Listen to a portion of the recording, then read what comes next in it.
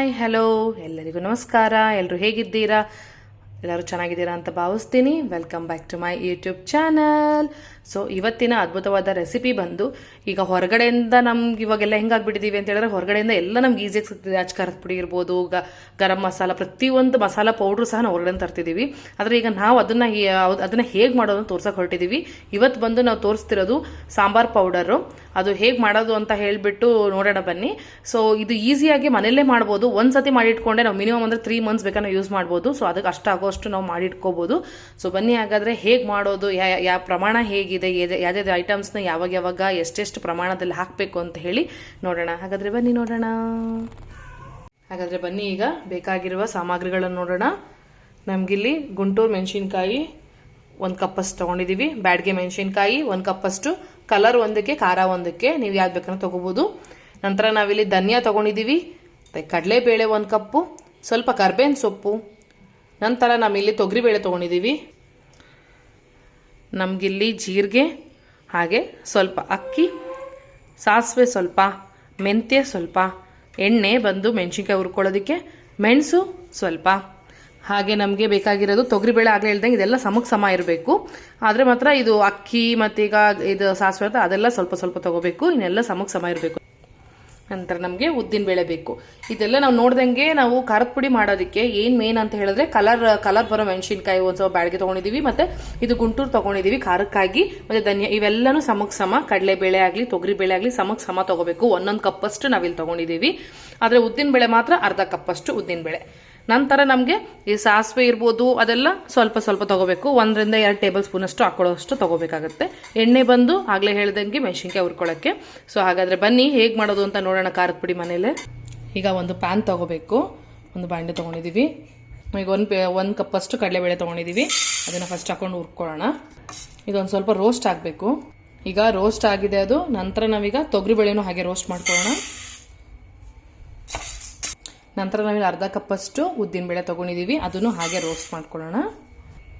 Roast ಆದಮೇಲೆ ಎಲ್ಲ ಇಟ್ಕೊಳ್ಳೋಣ ಒಟ್ಟಿಗೆ.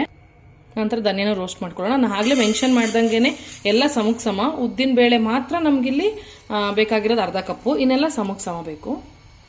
ಈಗ ಧನಿಯಾನ ನೋಡ್ಬೋದು ರೋಸ್ಟ್ ಆಗಿದೆ, ಮತ್ತು ಸ್ಮೆಲ್ ಬರ್ತಿದೆ ಗಮ್ ಅಂತ ಹೇಳಿಬಿಟ್ಟು. ಸೊ ಇದನ್ನು ಹಾಗೆ ಪಕ್ಕಕ್ಕೆ ಇಟ್ಕೊಳ್ಳೋಣ. 3 ಕರ್ಬೇವಿನ ಸೊಪ್ಪು ಕಡ್ಡಿ ಇರುತ್ತಲ್ಲ, ಅದು ಕರ್ಬೇವಿನ ಸೊಪ್ಪು ಬಿಡಿಸ್ಕೊಂಡಿದ್ವಿ, ಇದನ್ನು ಹಾಗೆ ಹುರ್ಕೊಳ್ಳೋಣ. ನಂತರ ನಾವಿಲ್ಲಿ ಜೀರಿಗೆ ತೊಗೊಂಡಿದ್ದೀವಿ. ಇದು 3 ಟೇಬಲ್ ಸ್ಪೂನಷ್ಟು ಜೀರಿಗೆ ತೊಗೊಂಡಿದ್ದೀವಿ, ಅದನ್ನು ಹುರ್ಕೊಳ್ಳೋಣ. ಹಾಗೆ ಸಾಸಿವೆ ಬಂದು ಜೀರಿಗೆಗಿಂತ ಸ್ವಲ್ಪ ಕಮ್ಮಿ, ಇಲ್ಲಿ 2 ಟೇಬಲ್ ಸ್ಪೂನಷ್ಟು ಸಾಸಿವೆ, ಅದನ್ನು ಹುರ್ಕೋಬೇಕು ಸ್ವಲ್ಪ. ಈಗ ನಂತರ ನಾವಿಲ್ಲಿ 3 ಟೇಬಲ್ ಸ್ಪೂನಷ್ಟು ಅಕ್ಕಿ ಹಾಕೊಂಡು ಹುರ್ಕೋಬೇಕು.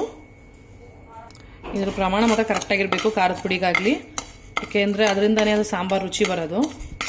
ಸ್ವಲ್ಪ ಹುರ್ಕೊಳ್ಳೋಣ ಇದನ್ನು ಬೆಚ್ಚಿಗೆ. ಇಲ್ಲಿ ಮೆಣಸು ಸಹ 2 ಟೇಬಲ್ ಸ್ಪೂನಷ್ಟು ಮೆಣಸು ತೊಗೊಂಡಿದ್ದೀವಿ, ಅದನ್ನು ಹುರ್ಕೊಳ್ಳೋಣ. ಮೆಂತ್ಯ ಬಂದು 1 ಟೇಬಲ್ ಸ್ಪೂನಷ್ಟಿದೆ. ಸೊ ನಾವು ಎಷ್ಟು ಮಾಡ್ಕೋತೀವೋ ಅದ್ರ ಮೇಲೆ ಹಾಕೋಬೇಕು. ಮೆಂತ್ಯ ಸ್ವಲ್ಪ ಕಹಿ ಇರೋದ್ರಿಂದ ಕಮ್ಮಿನೇ ಹಾಕ್ಕೊಂಡಿದ್ದೀವಿ. ಸೊ ಎಲ್ಲನೂ ಸಪ್ರೇಟಾಗಿ ಹುರ್ಕೋಬೇಕು, ಸಪ್ರೇಟಾಗಿ ಇಟ್ಕೋಬೇಕು. ಆಮೇಲೆ ಮಿಕ್ಸ್ ಮಾಡಿ ನಾವು ಮಿಲ್ಗೆ ಹಾಕ್ಸ್ಕೋಬೋದು. ಯಾಕೆಂದರೆ ಯೂಶಲಿ ನಾವು ಖಾರದ ಪುಡಿ ಎಲ್ಲನೂ ಇದ್ದಾಗ ಮಾಡ್ತೀವಲ್ವಾ, ಅಂದರೆ ಜಾಸ್ತಿ ಮಾಡ್ಕೊತೀವಲ್ವ. ಸೊ ಅದಕ್ಕೋಸ್ಕರ ಮಿಲ್ಗೆ ಹಾಕ್ಸೋದೇ ಉತ್ತಮ. ಈಗ ನಾವು ಮೆಣಸಿನ್ಕಾಯಿ ಹುರ್ಕೋಬೇಕಾಗಿದೆ. ಮೆಣಸಿನ್ಕಾಯಿ ಮಾತ್ರ ಇದೆ. ಸೊ ಮೆಣಸಿನ್ಕಾಯಿಗೆ 2 ಮೆಣಸಿನ್ಕಾಯಿ ಸ್ವಲ್ಪ ಎಣ್ಣೆ ಹಾಕ್ಕೊಂಡು ಹುರ್ಕೊಳ್ಳೋಣ ಬನ್ನಿ. ಈಗ ನಾನು ಗುಂಟೂರು ಮೆಣಸಿನ್ಕಾಯಿ ಹುರ್ಕೋತಾ ಇದ್ದೀನಿ, ಅಂದರೆ ಕಲರ್ ಬರೋದಕ್ಕೆ. ಸೊ ಇದನ್ನು ಹಾಕ್ಕೊಂಡು ಹಾಗೆ ಹುರ್ಕೊಳ್ಳೋಣ.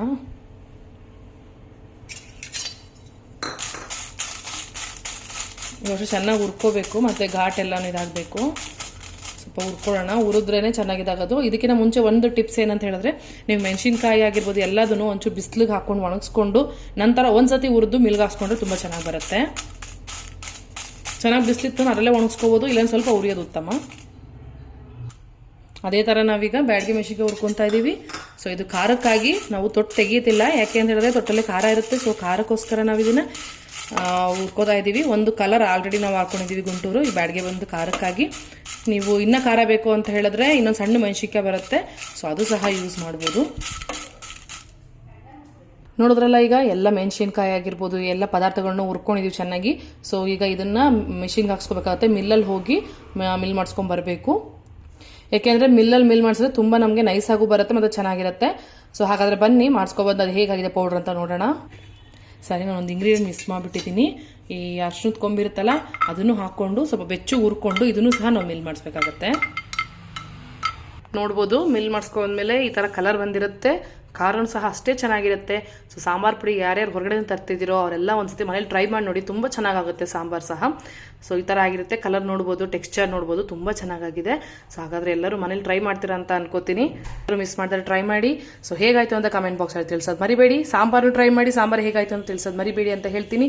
ಸೊ ಯಾರ್ಯಾರು ನಮ್ಮ ಚಾನಲ್ಗೆ ಸಬ್ಸ್ಕ್ರೈಬ್ ಆಗಿರೋದು ದಯವಿಟ್ಟು ಸಬ್ಸ್ಕ್ರೈಬ್ ಮಾಡಿ, ಶೇರ್ ಮಾಡಿ ಫ್ಯಾಮಿಲಿ ಫ್ರೆಂಡ್ಸ್ ಜೊತೆ, ಬೆಲ್ ಐಕಾನ್ನ ಕ್ಲಿಕ್ ಮಾಡೋದು ಮರಿಬೇಡಿ, ಹಾಗೆ ಲೈಕ್ ಮಾಡಿ ಅಂತ ಹೇಳ್ತಾ ಮುಂದಿನ ಅದ್ಭುತವಾದ ರೆಸಿಪಿಯೊಂದಿಗೆ ಸಿಗೋಣ ಅಂತ. Until then take care, see you, bye.